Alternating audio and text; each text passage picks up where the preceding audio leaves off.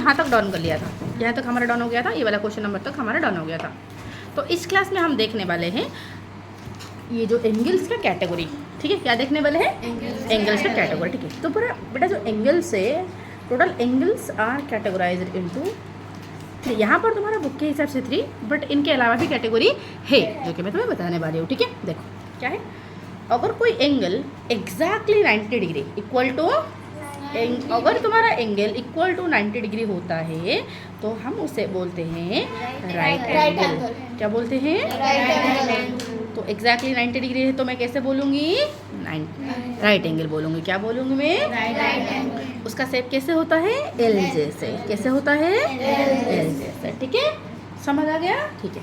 अगर कोई एंगल का मेजर मैंने किया और वो 90 डिग्री से कम आया, ठीक है, तो अगर कोई एंगल हमारा 90 डिग्री से लेस होता है तो हम 90 डिग्री से लेस होता है और 0 डिग्री से ज़्यादा होता है, ठीक है।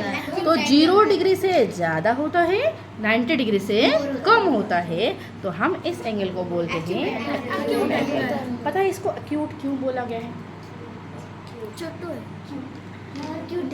देखो एक्यूट का मतलब है बिल्कुल नुकीला शार्प, ठीक है। तो क्योंकि इसका जो बनता है जब ये शार्प होता है, बिल्कुल शार्प पॉइंटेड होता है, ठीक है, तो एक्यूट का मतलब पॉइंटेड, ठीक है।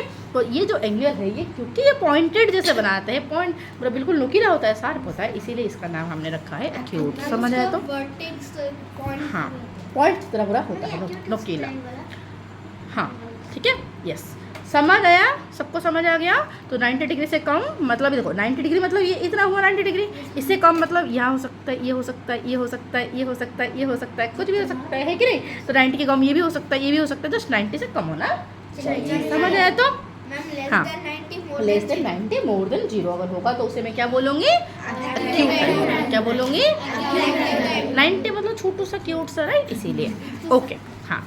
अगर मेरा कोई एंगल 90 डिग्री से बड़ा हो गया, ठीक है, कोई angle greater than 90 degree but less than 180 degree, 180 degree से लेस होता है, ठीक है, 180 से लेस, 180 से लेस होगा और 90 से ग्रेटर होगा, तो इस बात को हम बोलेंगे, इस प्रकार का एंगल को हम बोलते हैं ऑब्ट्यूज एंगल। ऑब्ट्यूज का मतलब क्या होता है बेटा, ऑब्ट्यूज का मतलब होता है ब्लॉन्ट। क्या होता है, ब्लॉन्ट, व्हिच इज नॉट शार्प, जो शार्प नहीं है। और जब ऑब्ट्यूज बनाते हैं इस तरह शार्प ये होते ही नहीं है, इस तरह होता है, इस तरह ये शार्प होते ही नहीं है। देखो क्या ये शार्प हो रहे हैं, नहीं, ये ऑब्ट्यूज एंगल है।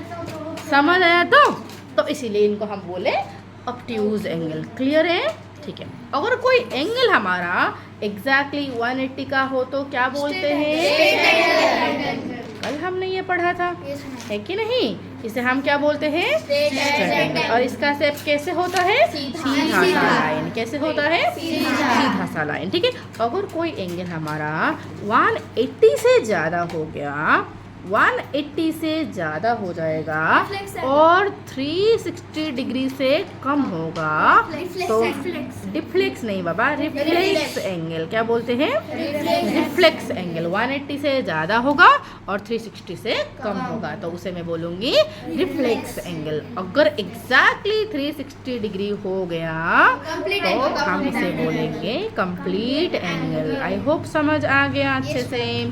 तो थोड़ा रिवाइज कर लिया जाए, बताना, ठीक है, जिसको पूछे वो बताएगा, चीट बॉक्स लाना, जिसका नाम निकलेगा उससे, हाँ, मैं पूछ लूँगी। उन दोनों बोल दिया, क्लासिफिकेशन हमारा हो गया। अगर हो गया तो तुम्हारा काम क्या है, तुम्हारा काम कुछ ऐसे है। यहाँ पर एक फिगर दिया है, 1 नंबर में तुम्हें बोला है कि इन फिगर में से फाइंड करना कौन सा एक्यूट, कौन सा राइट और कौन सा ऑब्ट्यूज एंगल, ठीक है।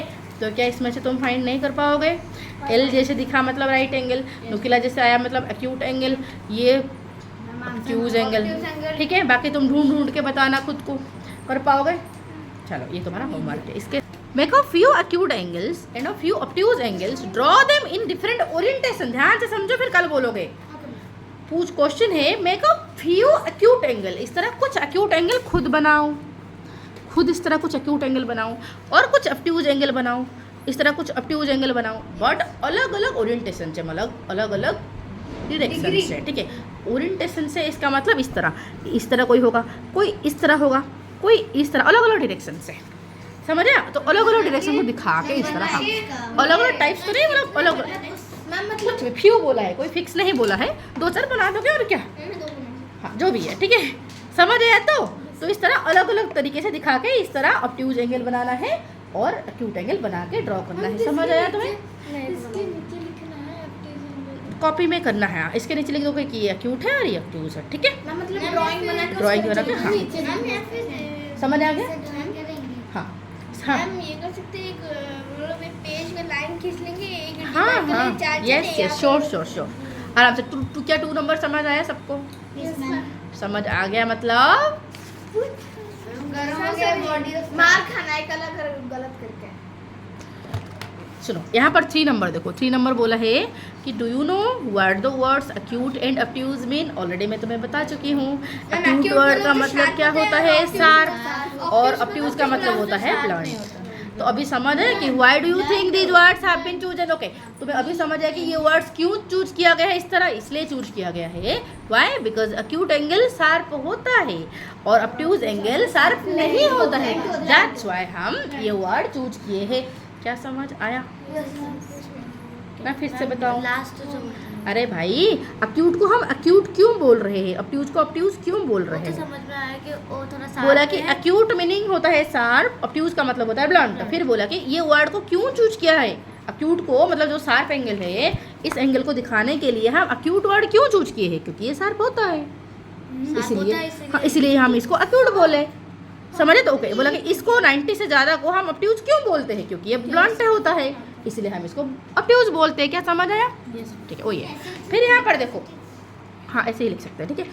4 नंबर देखो, find out the number of acute angles in each of the figure below. यहाँ पर कितना एक्यूट एंगल है तुम्हें फाइंड करना है। कितना एक्यूट है? देखो इस फिगर में एक एक्यूट एंगल, एक एक्यूट एंगल, एक एक्यूट एंगल, तो 3 एक्यूट एंगल है। यहाँ पर कितना है तुम्हें फाइंड करना होगा, यहाँ पर कितना है तुम्हें फाइंड करना होगा, ठीक है। तो खुद फाइंड करके आओगे, पता लगा सकते हो कि यहाँ पर एक है, एक है, ये एक है, ये एक है, ये एक है, ये एक है। भाई जितने ट्राइंगल उतनी बार 3 है, जितने ट्राइंगल उतनी बार 3 है। तो कितने ट्राइंगल है देख लो, कितने ट्राइंगल है? 1 triangle, 2 triangle, 3 triangle, 4 triangle, 5 triangle, 6, 7, 8, 9। तो 9 ट्राइंगल मतलब कितना होगा? 9 × 3 मतलब कितना होगा? 27। हाँ बुक में नहीं, ड्रॉ करके कॉपी में कर लोगे, ठीक है।